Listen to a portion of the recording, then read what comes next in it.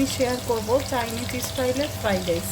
এর জন্য আমি হাঁড়িতে হাফ কাপের মতো তেল দিয়েছি এবং এর মধ্যে এখন দিয়ে দিয়েছি পেঁয়াজ কুচি। এর সাথে আমি হাফ চা চামচ পরিমাণ সল্ট, কারণ চিকেনটা আমরা সয়া সস দিয়ে মাখিয়ে রেখেছি, সেজন্য খুব অল্প পরিমাণে সল্ট দিয়ে নিয়েছি। এখন আমি এর মধ্যে দিয়ে দিব একটি তেজপাতা, তিনটি এলাচ, 2 টুকরো দারচিনি। পেঁয়াজটা হালকা ভাজা হয়ে গেলে এর মধ্যে হালকা পরিমাণ, খুবই অল্প, হাফ চা চামচ আদা পেস্ট, হাফ চা চামচ রসুনের পেস্ট অ্যাড করব। এখন আমি এর মধ্যে দিয়ে দিব আগে থেকেই সয়া সস দিয়ে ম্যারিনেট করে রাখা টুকরো টুকরো চিকেন এবং চিংড়ি মাছ। শুধু সয়া সস দিয়ে ম্যারিনেট করে রেখেছিলাম আধা ঘন্টা, 30 মিনিট ম্যারিনেট করে রেখেছিলাম। এখন আমি চিকেন আর চিংড়ি মাছটা হালকা সময়ের জন্য ভাজি করতে দিব। চিকেনের পানিটা একদম শুকিয়ে গিয়েছে। এখন আমি এর মধ্যে 2টা গাজর কুচি করে রেখেছিলাম, সেই গাজরগুলো এখন এর মধ্যে দিয়ে দিব।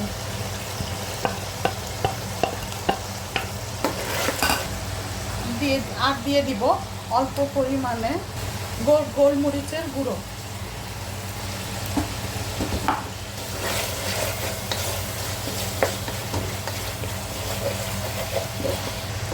এখন কিছুক্ষণের জন্য মাংস আর গাজর আর চিংড়ি মাছটা ভাজি করতে দিব। এখন আমি এর মধ্যে আগে থেকেই ডিম ঝুরি করে রেখেছিলাম, 4টা ডিম ঝুরি করে রেখেছিলাম, সেই ডিমগুলো এর মধ্যে দিয়ে দিব। এখন আমি এর মধ্যে দিয়ে দিব 4 কালারের ক্যাপসিকাম আর কাঁচামরিচ কুচি করে দিয়ে দিব। এখন হালকা নাড়াচাড়া করে নিব। আমি পোলাওয়ের চাল দিয়ে আগে থেকেই পোলাও রান্না করে রেখেছিলাম, সেই পোলাওগুলো এর মধ্যে দিয়ে দিব।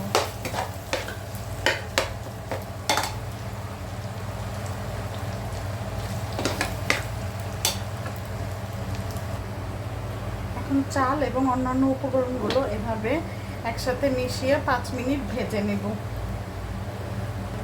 এখন এর মধ্যে 1 টেবিল চামচ টেস্টিং সল্ট এভাবে ছিটিয়ে ভালোভাবে মিশিয়ে নেব। আমি কিন্তু এখনও মিডিয়াম হিটে আমাদের হাঁড়িটা রেখে দিয়েছি চুলার উপরে। হাঁড়িটা আর 2-3 মিনিট এভাবে নেড়ে চেড়ে আমরা চুলার জাল বন্ধ করে দিব। এবং এই তো ভিউয়ার্স, তৈরি হয়ে গেল আমাদের ঝটপট ফ্রাইড রাইস।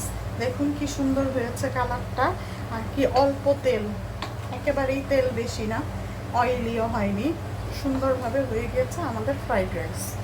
তৈরি হয়ে গেল আমাদের ঝটপট রেসিপি, মজাদার ফ্রাইড রাইস, চিকেন ফ্রাই আর সাদা সবজি।